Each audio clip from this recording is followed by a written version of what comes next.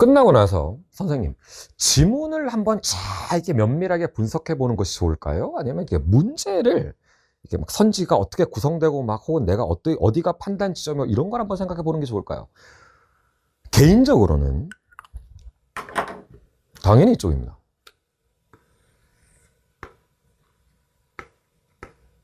당연히 이쪽입니다. 너무나 당연한 거예요. 역시 한번 생각을 해보세요. 이 지문이 나올 리가 없어요, 여러분. 그러니까 냉정하게 그 지문은 나올 리가 없어요. 평가원에서 이렇게 독서에서 이런 논리 구조로 이렇게 쓴 지문을 네가 수능날 다시 볼 일은 없어요. 없습니다. 그거는 확실하게 말할 수 있어요. 없어요. 나오지 않아요.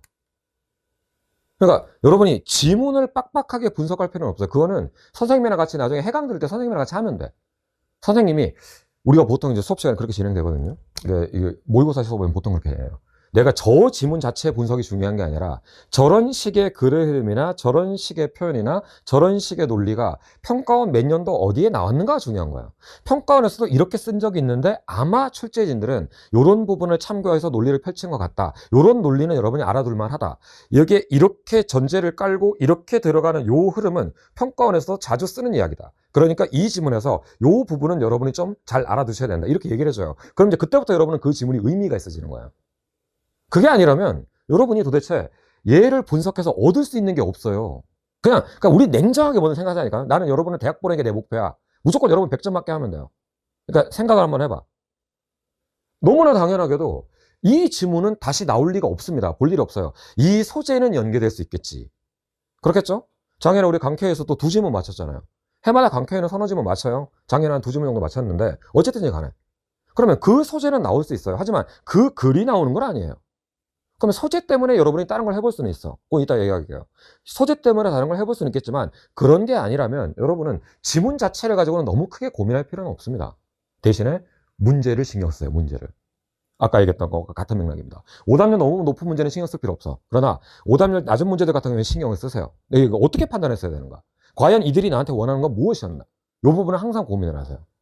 중요한 건 문제입니다. 중요한 건 선지입니다. 지문이 아닙니다. 잊지 마세요. 이쪽입니다. 이쪽. 그러면 문제 가지고 뭘 할 수 있을까요? 당연히 여러분이 잘 알고 있는 것처럼 선지를 분석해야죠. 여기 선지를 분석하라는 게 또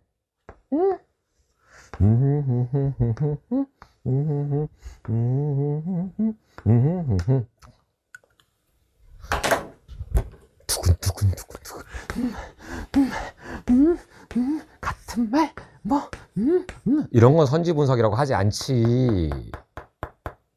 이런 건 낙서라고 하는 거예요. 여러분 낙서 이건 낙서야. 낙서 이런 건 낙서라 그래요. 최근에 기출들 아마 이거 최근 기출들 좀 공부를 해본 친구들은 잘 알겠습니다만은 요즘에는 여기 나와 있는 말이 대충 연결된다고 함부로 판단했다는 건 틀리긴 해요. 평가원은 바보가 아니거든. 이런 식으로 문제 푸는 애들이 많다라는 건 되게 그분들 다 알아요. 모를 리가 없잖아. 왜냐하면 여기 있는지 모르겠는데 그분들은 인강을 다 보시거든. 계시면은 뭐 예, 반갑습니다. 보시거든. 이런 거 하는 거 다 알아요. 모를 리가 없잖아요. 이것보다는 항상 이렇게 생각하세요.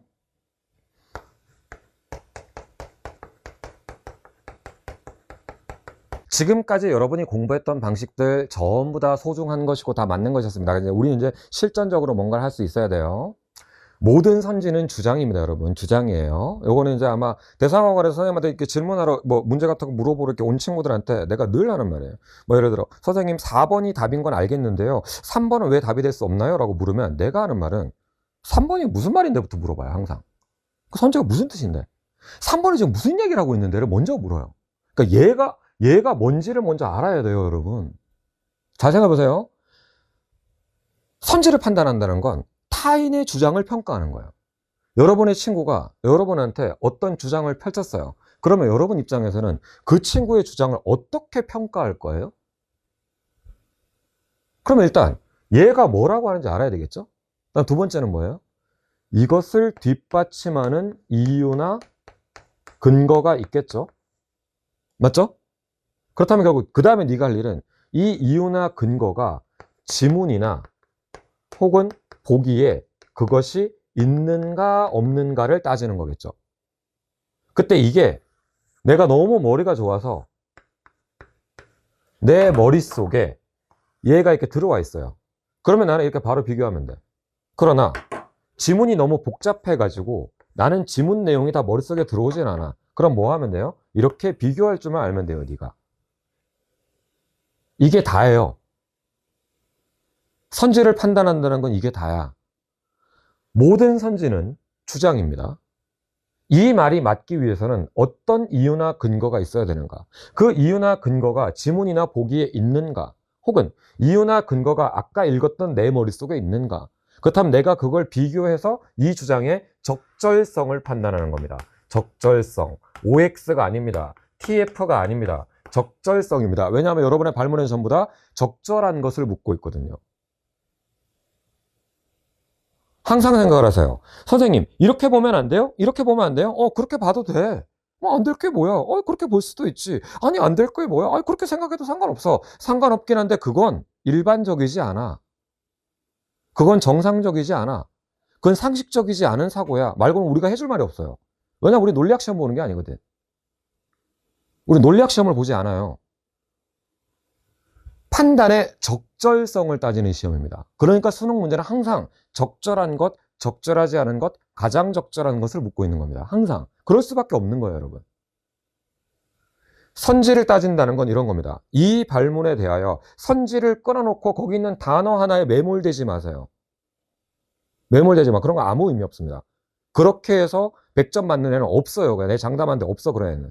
존재하지 않아요. 여러분 항상 이 말이 맞기 위해서는 어떤 내용이 필요한가? 그 내용은 선지 지문에 있었는가? 이게 다예요.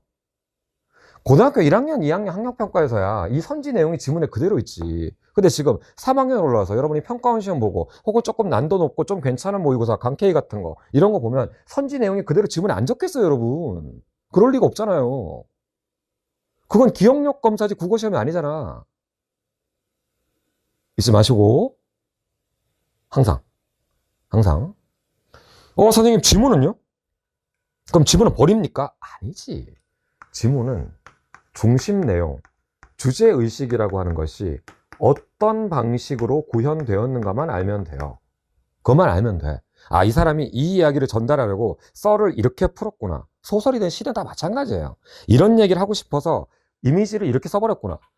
이런 얘기를 하고 싶어서 주인공을 이렇게 설정을 했구나.